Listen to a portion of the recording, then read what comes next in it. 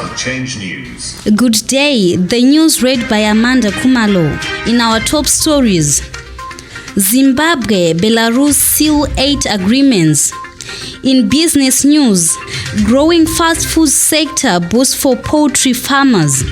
In regional and international news, Pope Francis in DRC on a mission of peace. In sports news, Highlanders Clubhouse renovations progressing well. The news in detail. The second phase of the Zimbabwe-Belarus farm mechanization program was launched in Harare yesterday, with President Mnangagwa saying increased cooperation between the two countries can help modernize and industrialize the nation. Zimbabwe and Belarus also signed 8 bilateral agreements in the areas of education, agriculture, and economic cooperation at a ceremony that was presided over by President Mnangagwa and his Belarusian counterpart Alexander Lukashenko at State House. Immediately after the signing of the agreements, the two leaders proceeded to launch the second phase of the farm mechanization program at the Ministry of Agriculture Institute, where Zimbabwe took delivery of an additional 1,300 tractors, 14 combine harvesters, and disc harrows. Meanwhile, visiting Belarusian President Alexander Lukashenko has called on Zimbabweans to steadfastly resist Western conspiracies to put the country on its knees through economic sanctions that are designed to reverse the gains of independence, but instead work together and preserve the miracle that is Zimbabwe. Addressing a press conference with President Mnangagwa at State House in Harare yesterday, after jointly presiding over the signing of 8 bilateral agreements between Belarus and Zimbabwe, President Lukashenko said the West is spinning a web of lies and deceit in an attempt to suppress sovereign nations. Both Zimbabwe and Belarus are under punishing economic sanctions from Western nations led by the United States, which observers accuse of sponsoring dissent in independent countries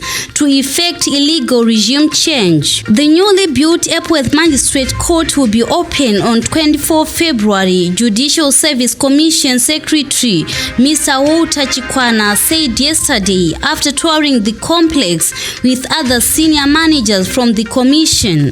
The greater part of the work has already been done. Moving on to business news. The rapid growth of the fast food sector is a big boost in terms of creating a viable market for established and smallholder poultry farmers across the country.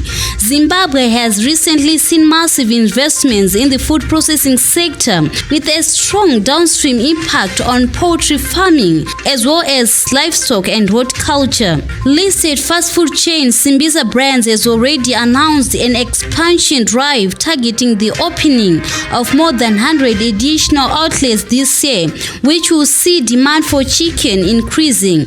At the moment, the group has said it needs about 150,000 birds per week as it expands. The demand is set to further increase. Moving on to regional and international news. The plane carrying the Holy Father arrived at Kinshasa International Airport in the middle of Tuesday afternoon.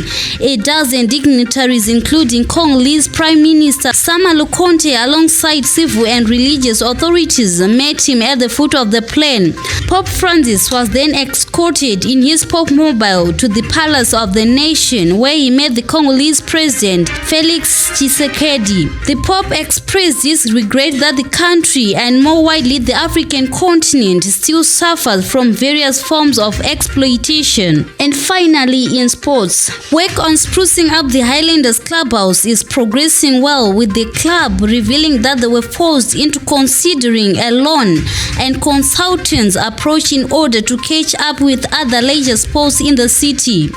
Boso have engaged a consultant and sought financial assistance to carry out the renovations in order to make the facility attractive to customers. That ends this news bulletin.